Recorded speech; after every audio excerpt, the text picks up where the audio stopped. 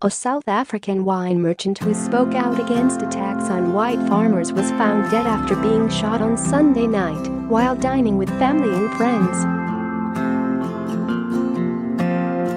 Stephen Smit, 62, had been openly critical of the threat of land grabs on his property, a large estate in Stellenbosch, Western Cape, South Africa's most famous wine region.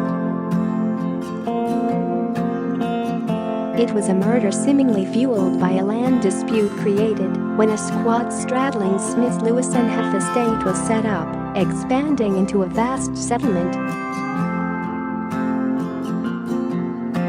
The farmer had previously complained about how citizens from a nearby township had begun erecting shacks at the back of his farm, culminating in him getting an injunction to prevent people from encroaching on his space. Share this article. Smit was killed when 4 men entered his vineyard through an unlocked back door and shot him dead.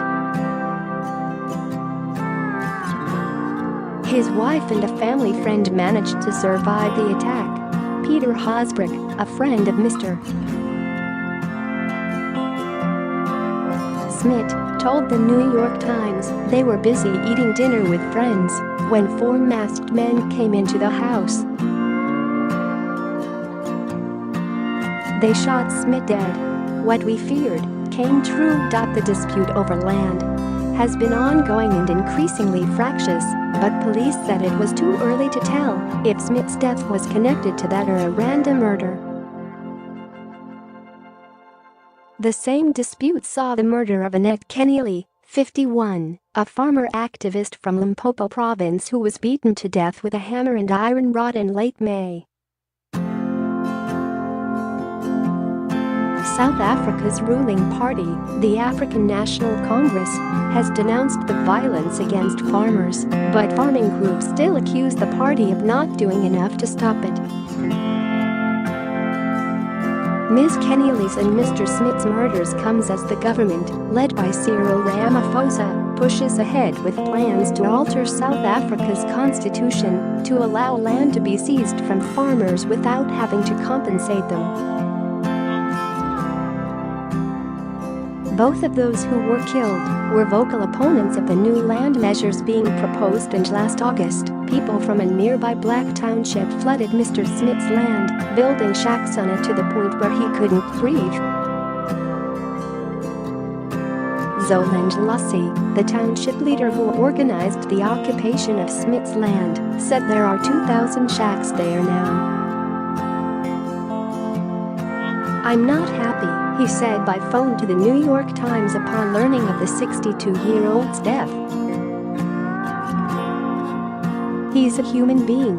No one is allowed to kill anybody." Ramaphosa has said that as much focused on land reform is necessary to compensate for the historical imbalance caused by apartheid and colonialism. Under Section 25 of the old Constitution, citizens were granted the right to property which could be expropriated, but only upon payment of compensation. The power of government to seize land was also limited, meaning that the majority of farmland remained in white hands despite the majority of South Africa's population being black. According to a 2017 census, 72% of land was owned by white people, who made up just 9% of the population. However, in December last year, Parliament voted 209-91 to amend the Constitution to say that land could be expropriated without anything being paid in certain circumstances. Ministers are now preparing a series of test cases for the courts, despite warnings that it could take a decade or more to resolve the issue.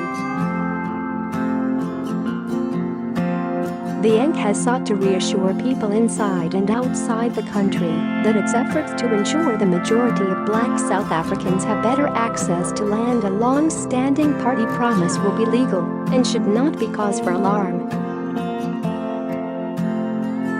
Ramaphosa has said everyone should relax about the land reform process and that it would end up very well. Political parties and NGOs have criticized the government's attempts to change land reform measures. The issue did not appear to play well for Ramaphosa at South Africa's recent election, the first since he seized power from predecessor Jacob Zuma, which the ruling ANC party won, but with a reduced majority. Transvaal Agricultural Union, a group representing the interests of farmers, recorded 84 farmed murders in the 2017 calendar year. Of these, 59 victims were white farmers. A further 15 people, including 8 white farmers, were killed on farms in the first 3 months of 2018.